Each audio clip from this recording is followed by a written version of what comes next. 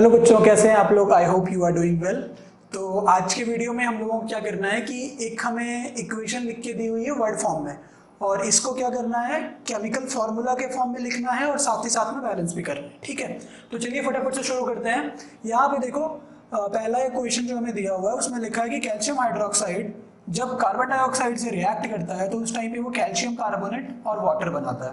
तो बच्चों सबसे पहली बात तो ये है कि हमें जो वर्ड फॉर्म्स लिखे हुए हैं, ये जो वर्ड इक्वेशन लिखी हुई है, इसमें जो एक एक कंपाउंड है, जैसे यहाँ पे कैल्शियम हाइड्रोक्साइड है, कार्बन डाइऑक्साइड है, तो इनके फार्मूलाज हमें पता होने चाहिए। अगर इनके फार्मूलाज हमें पता होंगे तो हम तभी क्या कर सकते हैं, लिख सकते हैं। तो चलिए सबसे पहले लिखते हैं कैल्शियम हाइड्रोक्साइड। कैल्शियम हाइड्रोक्साइड का फार्मूला क्या होता है बच्चों?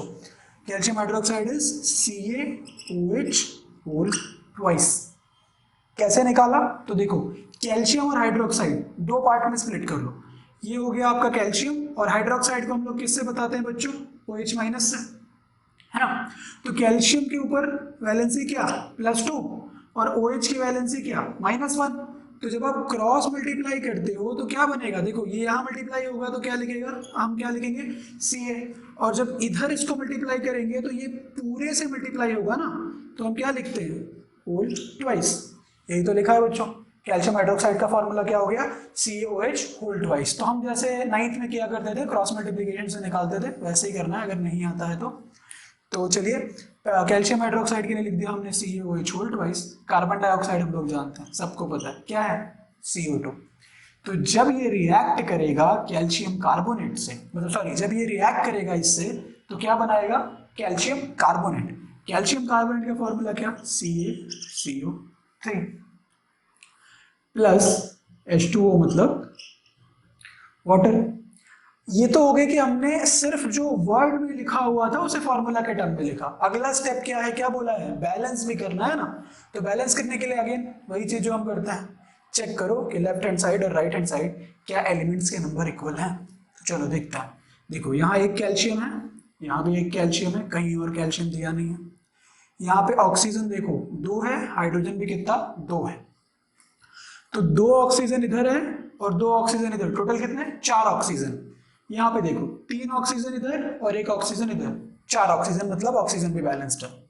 हाइड्रोजन देखो 2 इधर है, यहाँ पे कोई हाइड्रोजन नहीं है, यहाँ भी कोई हाइड्रोजन नहीं है, और 2 यहाँ पे भी है, मतलब हाइड्रोजन भी बैलेंस है। नेक्स्ट कार्बन, यहाँ भी एक कार्बन, और ऑक्सीजन तो हम लोग ऑलरेडी देख चुके हैं।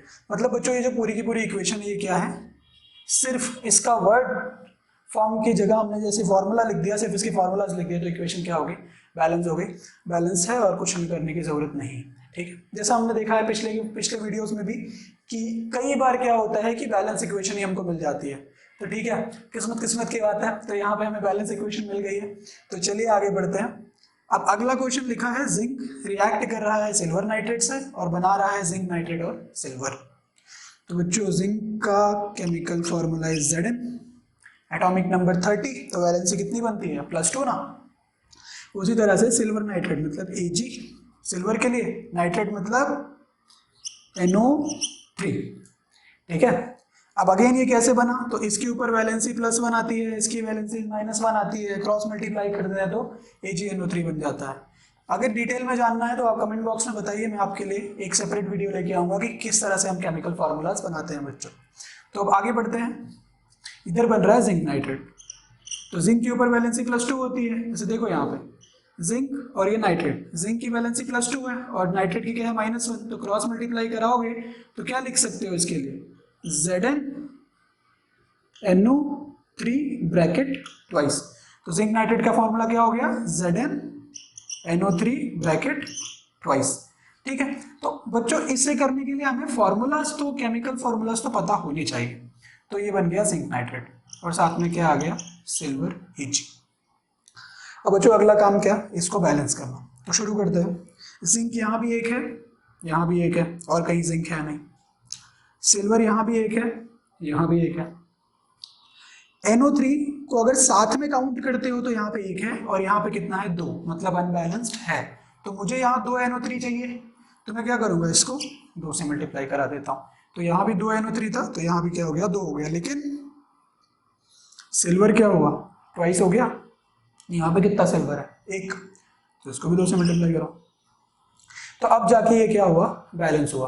अब ये वाला जो हम सारे क्वेश्चंस कर रहे हैं ये भी अब एनसीईआरटी में हमें मिल जाएंगे, आप चेक करोगे एनसीईआरटी की एक्सरसाइज, उसमें आपको ये मिल जाएगा। अब लास्ट ये करते हैं बच्चों, ये तो बैलेंस हो गया। लिखा हुआ है एल्यूमिनियम, एल्यूमिनियम का chemical formula Al, copper chloride मतलब CuCl2। जब रिएक्ट कर रहा है तो बना रहा है एल्यूमिनियम क्लोराइड, एल्यूमिनियम क्लोराइड का फॉर्मूला क्या होगा बच्चों, AlCl3 प्लस कॉपर मतलब Cu। अब देखो यहाँ पे अगर आप देखोगे तो एल्यूमिनियम यहाँ भी एक है और यहाँ भी एक है, कॉपर यहाँ भी एक है, यहाँ भी एक है, लेकिन क्लोरीन देखो, क्लोरीन यहाँ पे 2 है, यहाँ पे 3 है, मतलब इक्वेशन अनबैलेंस्ड है। जैसा आपको बार बार कहा है कि अगर एक भी एलिमेंट अनबैलेंस दिख रहा है उसका मतलब क्या है कि वो इक्वेशन बैलेंस केमिकल इक्वेशन नहीं है, तो अब इसे करना है बैलेंस। यहाँ पे 3 आपके पास क्लोरीन है, ठीक है, और यहाँ पे आपके पास 2 क्लोरीन है। कुछ ऐसा करो कि यहाँ पे इक्वल क्लोरीन हो जाए, यहाँ पे इक्वल, मतलब दोनों साइड क्लोरीन का नंबर सेम हो जाए। तो मैं क्या कर सकता हूँ, सोचो बच्चों, तो सब बड़ा इजी सा काम है कि अगर इस वाले 3 को इधर मल्टीप्लाई करा दूं और इस वाले 2 को उधर मल्टीप्लाई करा दूं, मतलब अगर मैं लिख दूं 3 × 2 = 6, हो गया दोनों साइड 6 6। क्या किया, इस वाले इक्वेशन को 3 से मल्टीप्लाई करा दिया और इस वाले इक्वेशन को 2 से मल्टीप्लाई करा दिया। इतना करने से बच्चों क्या हुआ, देखो 3 × 2 6, 2 × 3 6, दोनों साइड 6 6 क्लोरीन हो गया, लेकिन इतना करने से यहाँ एल्यूमिनियम का नंबर बदल गया। अब एल्यूमिनियम तो बच्चों अकेले डायरेक्टली हो जाएगा, यहाँ पे कितना एल्यूमिनियम है 2, यहाँ पे कितना है 1, तो 2 से मल्टीप्लाई करा दिया। यहाँ पे कितना कॉपर है 3, यहाँ पे कितना कॉपर है 1, तो इधर भी 3 चाहिए तो 3 से मल्टीप्लाई करा दिया। तो देख रहे हो अब ये क्या हो गया, एक बैलेंस केमिकल इक्वेशन हो गया। और यही तो हमें बोला था कि भाई आपको वर्ड फॉर्म में लिख के दिया हुआ इक्वेशन, इसका केमिकल फॉर्मूला लिखो और इसे बैलेंस करके बताओ। तो आई होप आपको ये क्वेश्चंस जो है वो समझ में आए होंगे। अगर इसके बाद भी आपको डाउट रहता है तो आप कमेंट बॉक्स में जाइए, क्वेश्चंस पूछिए, और कुछ और क्वेश्चंस आपको प्रैक्टिस के लिए चाहिए तो कमेंट कीजिए, हम आपको और क्वेश्चंस प्रोवाइड करेंगे। मिलते हैं नेक्स्ट वीडियो में, थैंक यू।